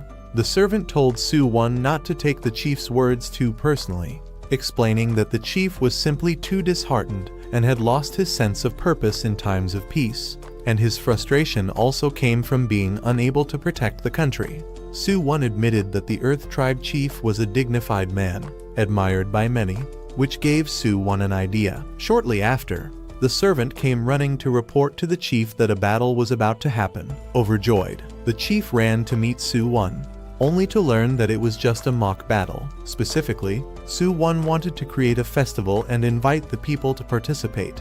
The Earth and Sky Tribe chiefs both opposed the idea, arguing that Su-won was ignoring the country's situation to hold festivities, and they worried he might end up worse than the previous king. Not long after, the festival was held. The Earth Tribe chief found the outfit Su-won had gifted him to be quite cumbersome and didn't like it. But his wife had personally chosen it, so he had no choice but to wear it. At this point, he also found out that his wife had become good friends with Su-won after Su-won expressed how much he liked the tea she made. The chief then saw how the people eagerly waited for him to perform and wondered if this event was really meaningful. Su-won then explained the rules. He would lead a team to battle against the chief's side. Each participant would wear a bowl on their head, and breaking someone's bowl would earn points based on their social class. Each side's soldiers would be divided into 3 classes: commoners, nobles, and king. Members of the same class could fight each other freely, but there were restrictions between classes. The king could break a noble's bowl, but not a commoner's. Nobles could hit commoners, but not the king. And commoners could target the king, but not nobles. Anyone whose bowl was broken would become a prisoner. But if a teammate gave them a spare bowl, they could return to the game. The side that lost all their bowls would be the loser. The Earth Tribe chief wasn't sure whether Su-won could actually fight, even though he was a friend of the famous hack, since no one knew about Su-won's true strength. The Sky Tribe chief remarked that the Earth Tribe chief was too focused on fierce warriors and overlooked people like Su-won. When he stepped onto the field, the Earth Tribe chief saw that Su-won truly looked like nothing more than a frail little squirrel. Yet Su-won boldly stepped forward to challenge him. The chief accepted, but suddenly Su-won turned and ran away, sending his soldiers out first. These 5 soldiers were actually Earth Tribe members who had been forcibly reassigned to Su-won's team just to make up the numbers. They wanted to let the chief win, but doing so would only damage his honor. So they chose to follow his command and fight with everything they had. Meanwhile, the chief couldn't counterattack. Since they were commoners, a noble had to step in to assist the chief, but was then taken down by another noble. Once facing nobles, however, the chief could strike freely and began knocking them down one by one. As he roamed the battlefield looking for opponents, Su-won was being chased around by commoners from the chief's team. The Earth Tribe chief then encountered the Sky Tribe chief since the latter was a noble. The Earth chief had the advantage, though the Sky chief was still allowed to defend himself, as long as his bowl wasn't broken.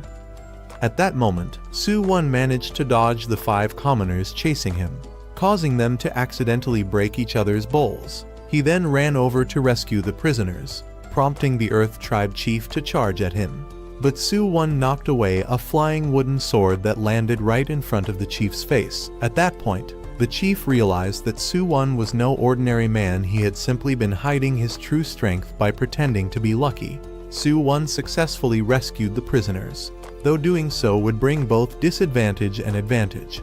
the advantage being that he now had more troops, but the disadvantage being that the opposing side could gain more points by breaking their bowls again. Su-won was once again pursued, making the chief still unsure whether Su-won was truly skilled.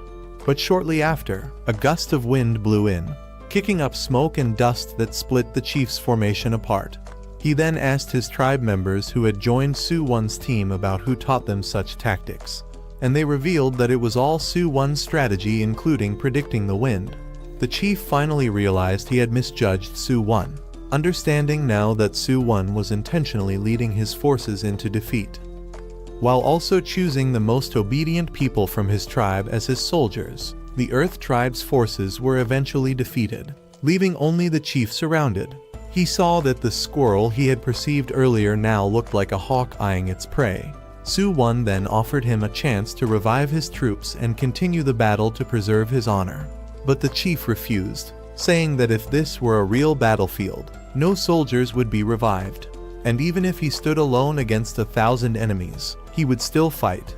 He then battled with Su-won, but as Su-won fought fiercely, he tripped, giving the chief the chance to break the bowl on his head, which allowed the chief a chance to turn the tide of the match on his own. A few days later, the chief still didn't know why Su-won had come, until his wife suddenly informed him that the tea she made had been purchased by merchants and introduced to major countries, meaning the amount of tea in their fields would no longer be enough to supply demand. However, Su-won suggested that the more rare something was, the more valuable it became, so she should preserve it as a regional specialty. An old man at the mine also reported that the mine now needed to be expanded, but there weren't enough workers for extraction.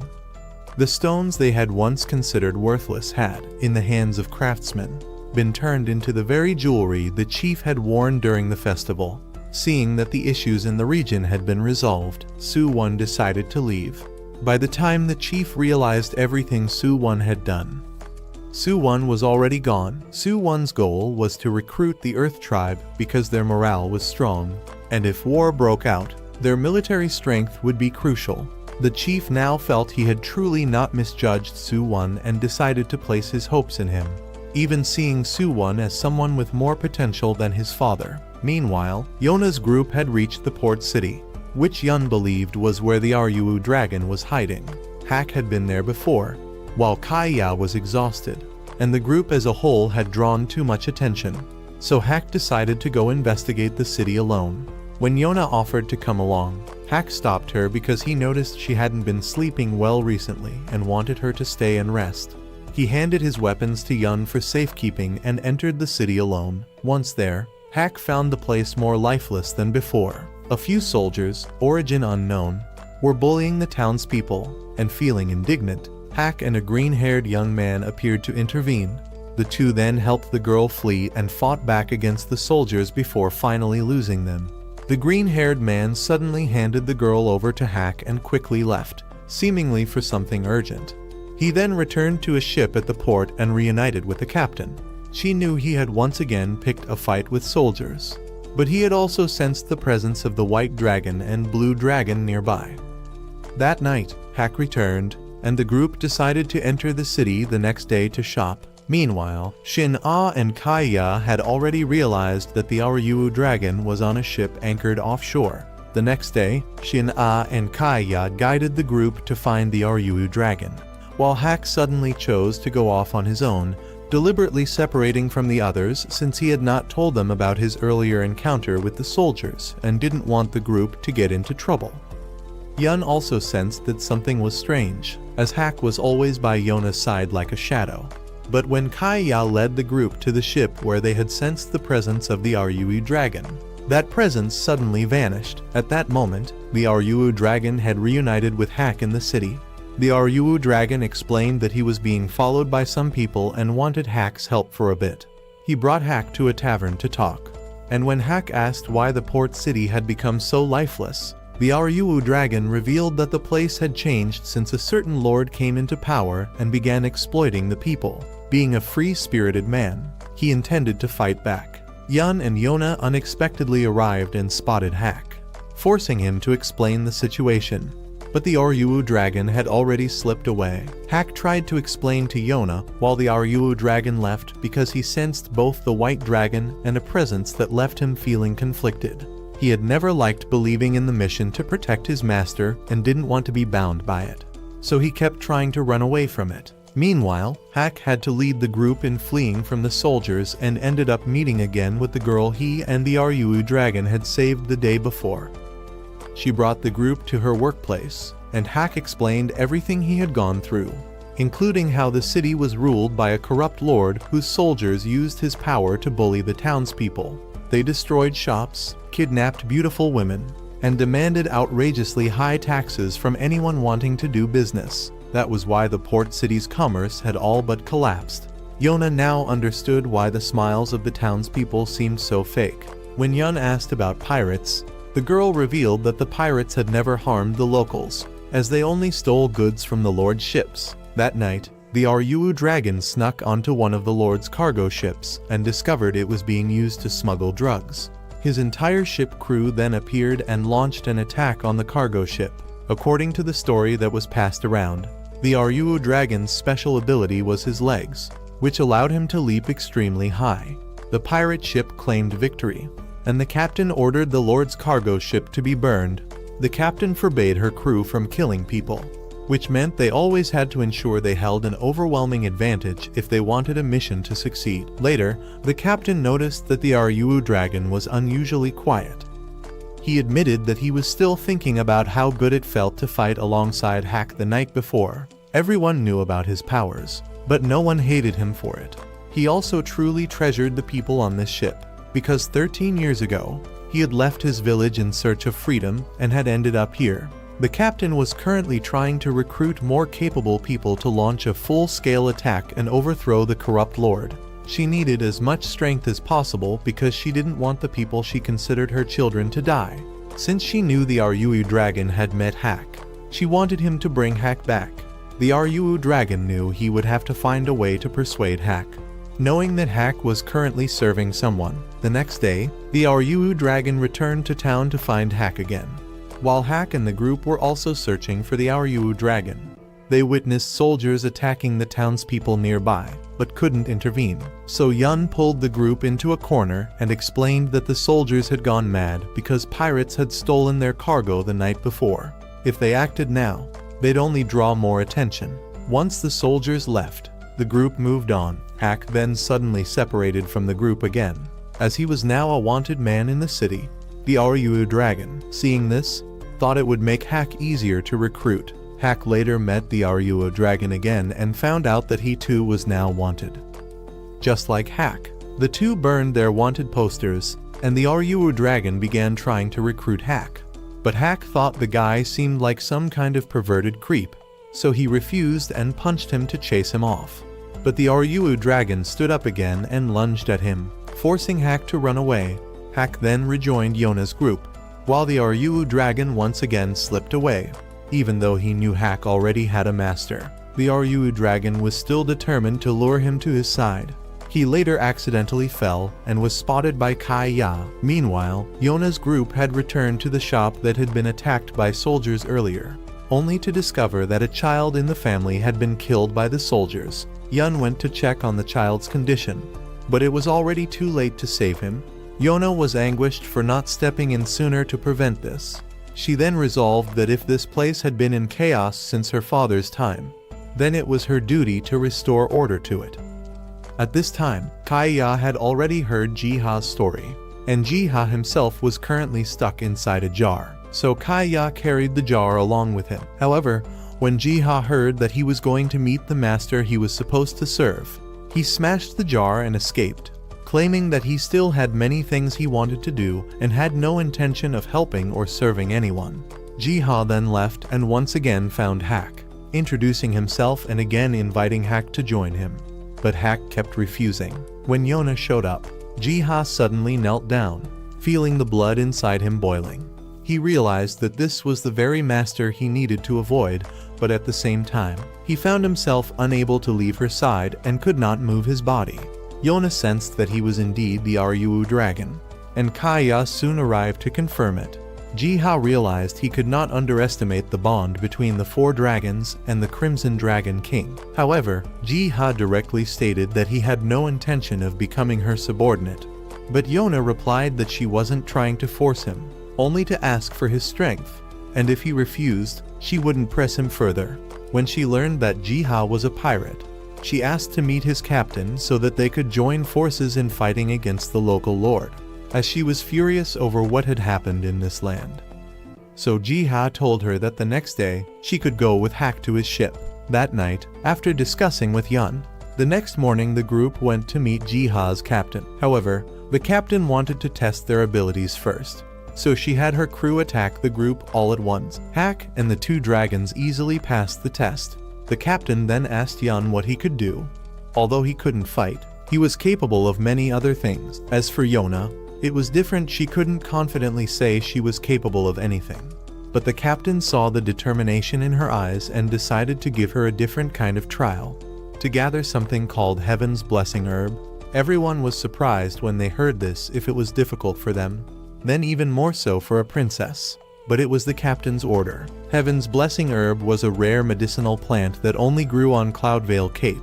It had the ability to quickly heal wounds and illnesses and would be very useful in the coming battle. Yona did not hesitate to accept. There was one thing the captain hadn't said. The herb only grew in the middle of a steep cliff, and Yona would have to go alone without the help of the dragon warriors or Hak. Yona still firmly agreed. Jiha then led the way for her. He pointed out the path ahead if Yona followed it downward.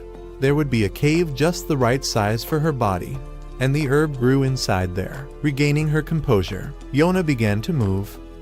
Clinging to the cliff face, she slowly made her way down. A strong gust of wind startled her, making her legs freeze in fear. Shin-Ah's squirrel and Jiha were behind her, trying to calm her down. To be honest, even Jiha himself wasn't confident in gathering that herb, let alone a girl. However, the trembling princess before him now was very different from the one who had once made him kneel.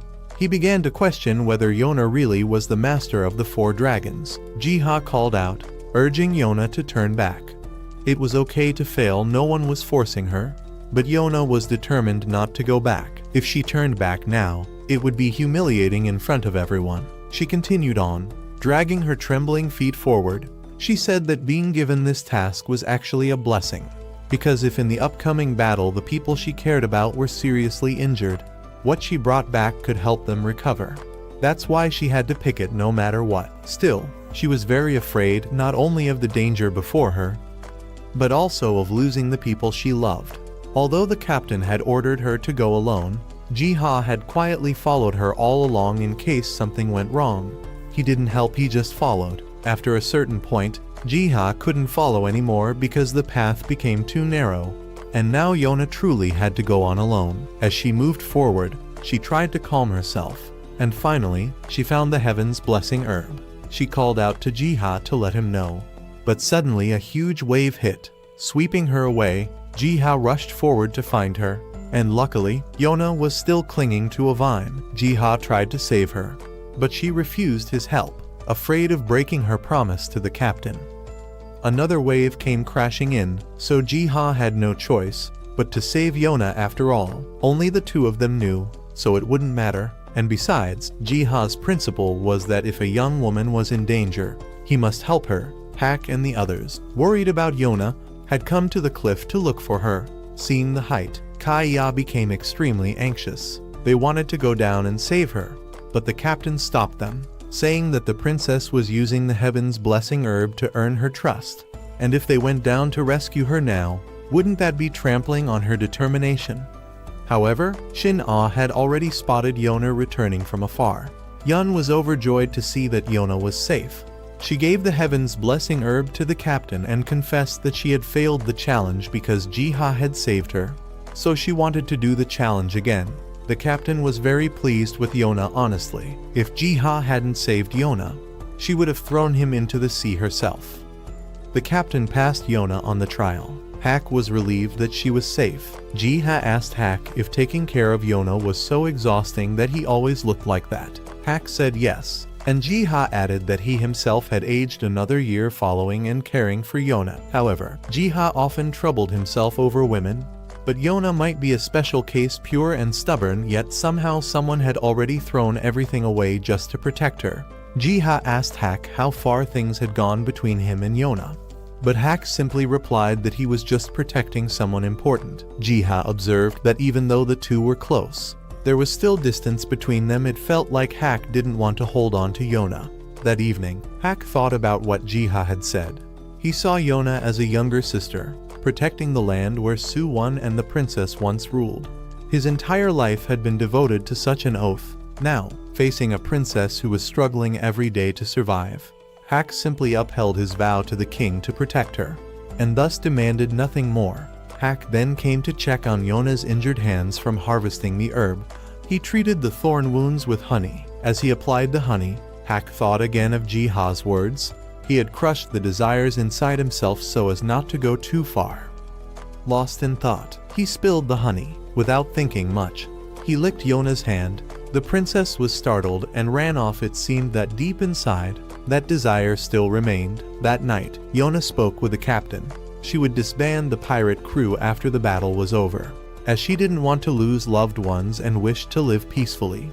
She also asked Yona to take Jiha with her once everything was done. At that moment, Shin-ah noticed that many ships were gathering at the harbor, 7 in total, all armed. The captain gathered everyone to discuss a plan. She guessed the enemy had assembled such a force because of a major deal. The client this time was the Kai Empire, and the goods they were trafficking were people, mostly women and children. Not only that, but this time they also intended to wipe out the pirate crew completely. The captain marked a location for their surprise attack. The problem was when to strike, and which ship held the women and children. Surely the enemy would use them as hostages. The captain needed more information to come up with the most precise plan.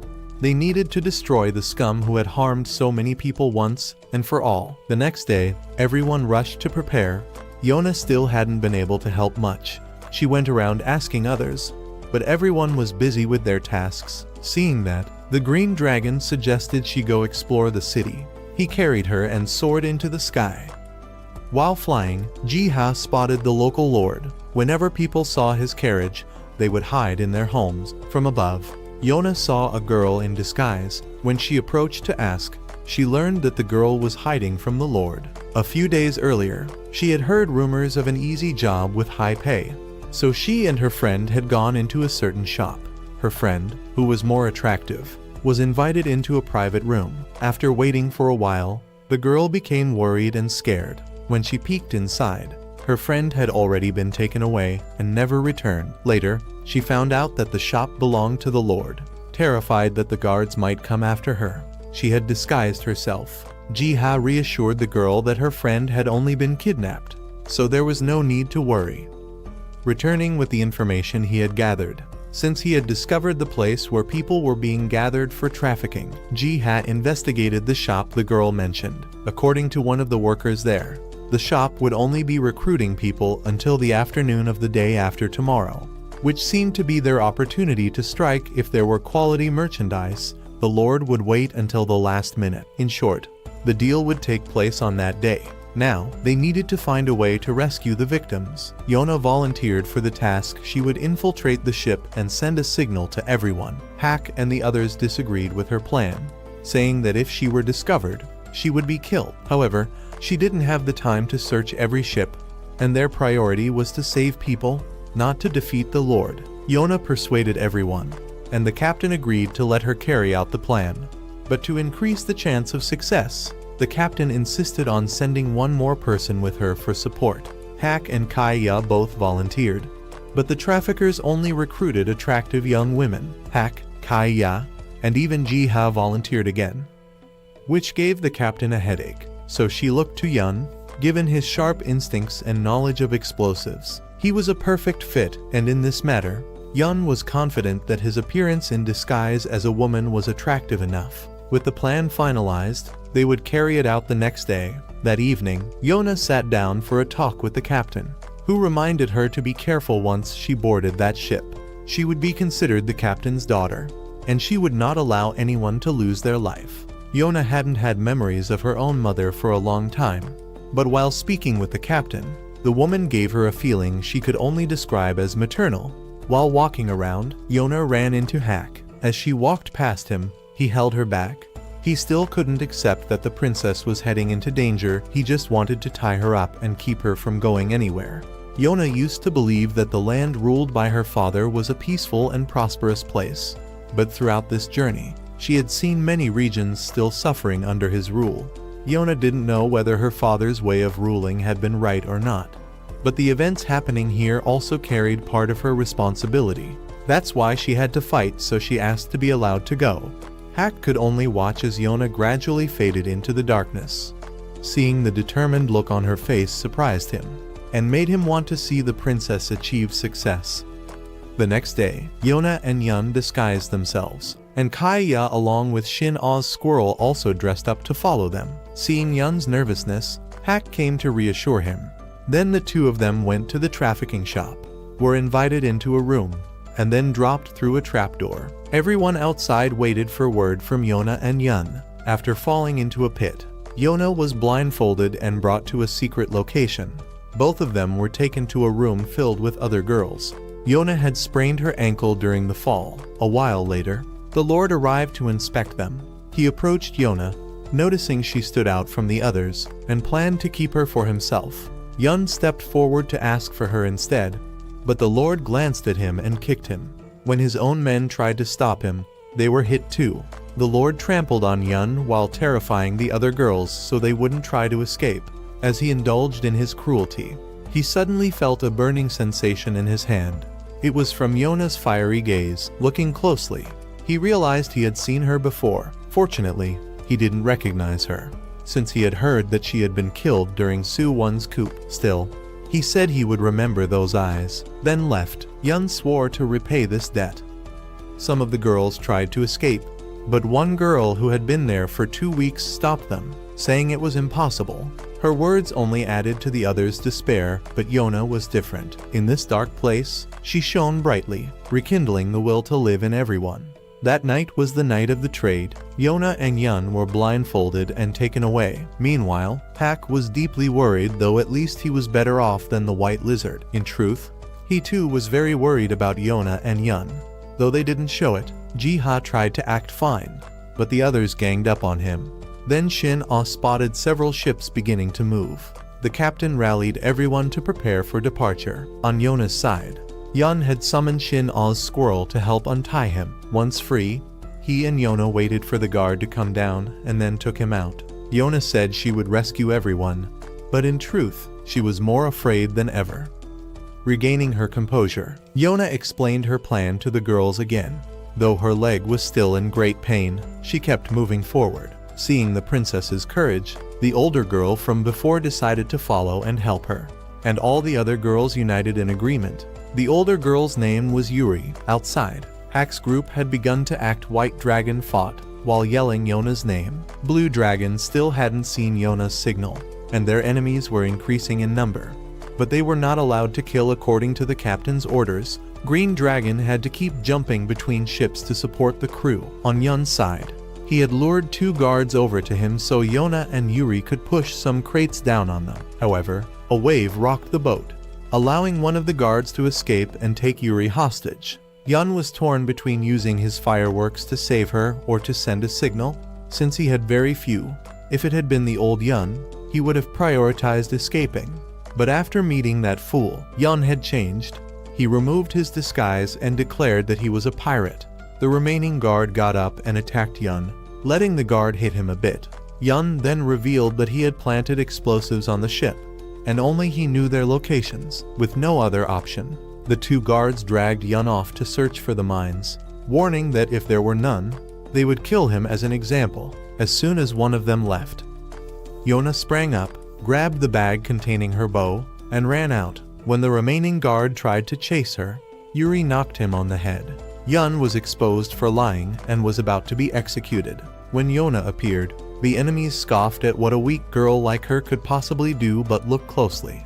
Her eyes were like a second sun, burning through their rotten hearts and making them flinch. Taking advantage of the moment, Yona rushed forward, grabbed the fireworks from Yun, and fired them into the sky. Blue Dragon saw the signal. Even though they now knew the location, Hack was too far away to help. The only one who could make it was Green Dragon. Just as the enemies were about to kill Yona, Green Dragon charged in, and with a few swift moves, sent them flying. Yona and Yun were relieved that the plan had succeeded. At that moment, the Lord's reinforcements arrived. But Blue Dragon came in to assist Green Dragon. Hack and White Dragon stayed behind to continue supporting the others. Once everything was under control, their remaining task was to capture the Lord. Hack and White Dragon kept striking down enemy ships one by one, and several crew members came to support Green Dragon. As for the Lord, he had received the information and decided to personally join the fight to protect the empire he had spent over 30 years building. Yun had identified the Lord's location. It was on the ship where Green and Blue Dragon were stationed. Given the unusually high number of soldiers there, Blue Dragon went in first and was nearly ambushed but managed to handle it. When he entered the ship, the Lord had already fled, planning to return to his residence, rebuild his forces, and launch a counterattack on Yona's group. While he was gloating, Blue Dragon discovered his location. Green Dragon immediately launched himself toward the target. The Lord drew his bow and shot an arrow, which struck Green Dragon in the shoulder. Breaking his wing, the Lord readied another arrow to finish him off. But then, that same burning feeling returned and filled him with terror. So he hadn't been mistaken back then. The girl with the fiery red hair from the capital. There she was again, in that fleeting instant. The girl whose crimson hair reflected the sunlight. Princess Yona fired an arrow straight through his heart, ending the sinful life of a corrupt lord. The final battle was over.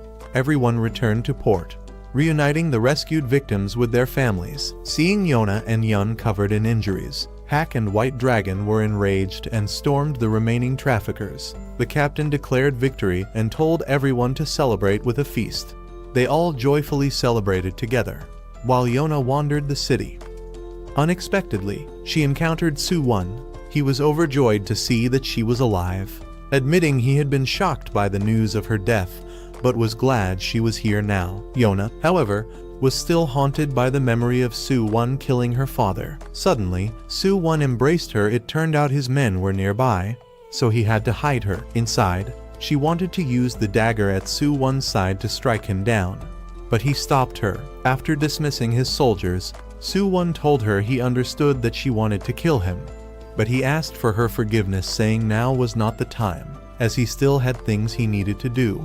Once everything was finished, he said she could do whatever she wanted.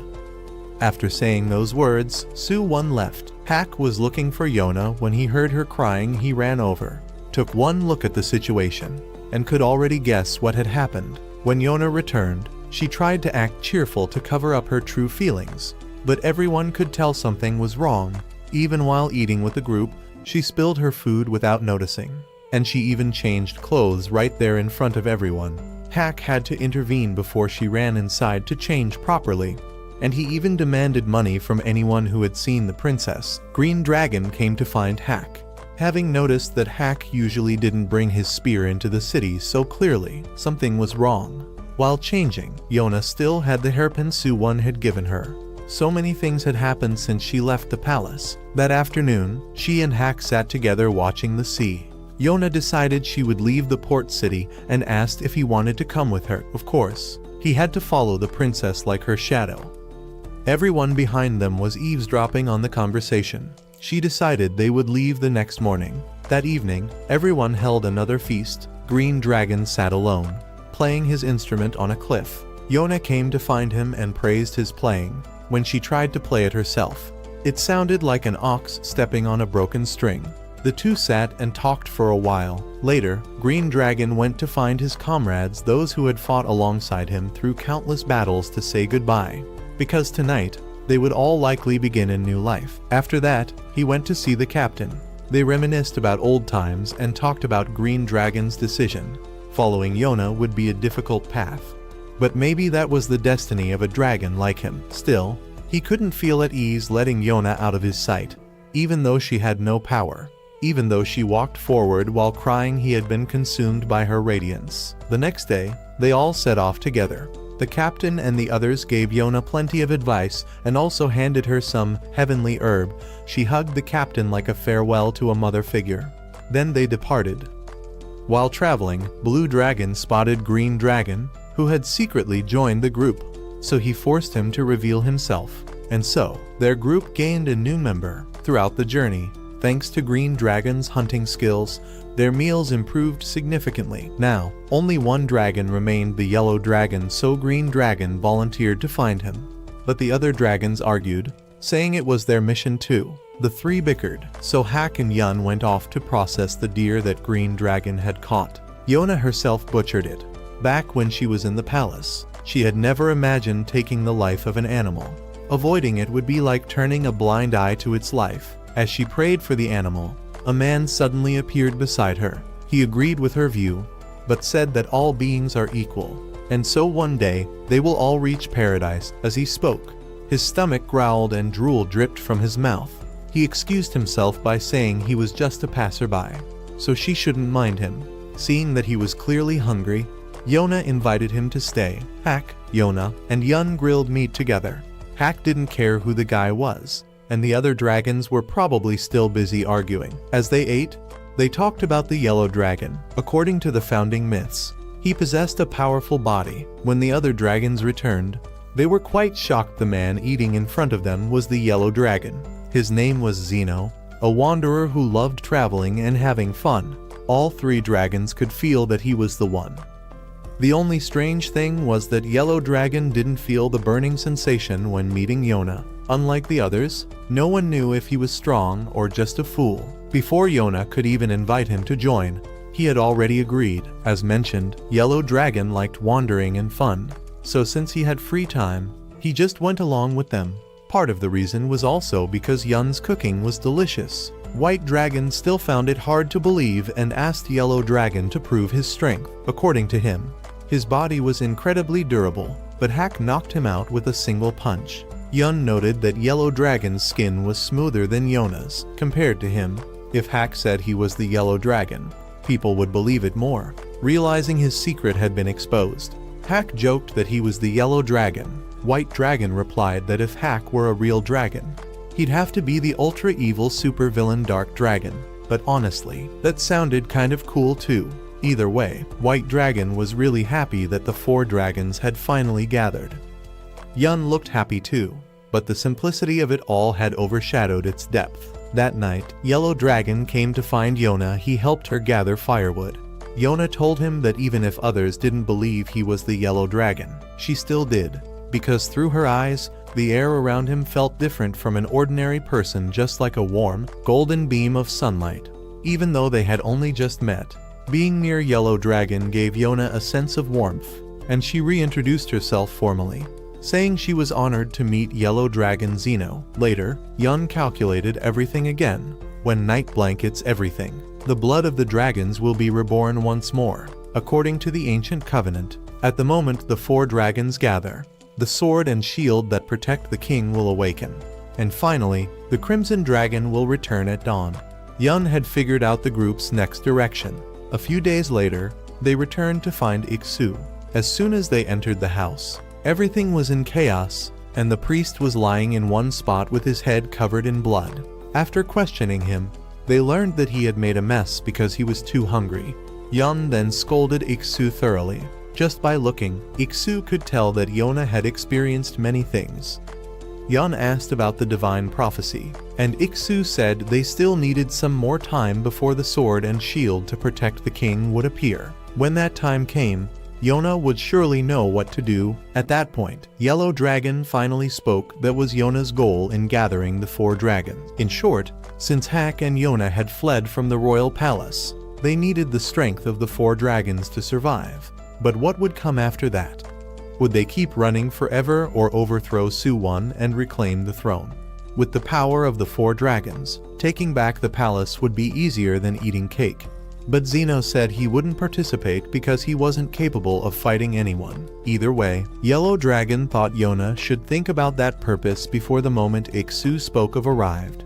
Everyone decided to stay there for now. That afternoon, the three dragon warriors and Hak sat down to discuss things. avenging her father and overthrowing Su-1 aside.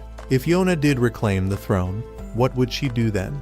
It was hard to expect much from a 16-year-old girl. At the mention of Su-1, Hak left. That night, Iksu and Yona talked in front of the waterfall. After everything she had been through, her father had loved peace. But the kingdom had not been happy. The more she learned, the weaker she felt. But even so, in moments of despair, there were always people there to help her. She wasn't strong enough to lift herself up. But the people behind her had reached out their hands to support her. There were still many people in this country she needed to protect. She didn't regret shooting down that corrupt lord. She kept asking herself if there were still more scoundrels like him in this kingdom.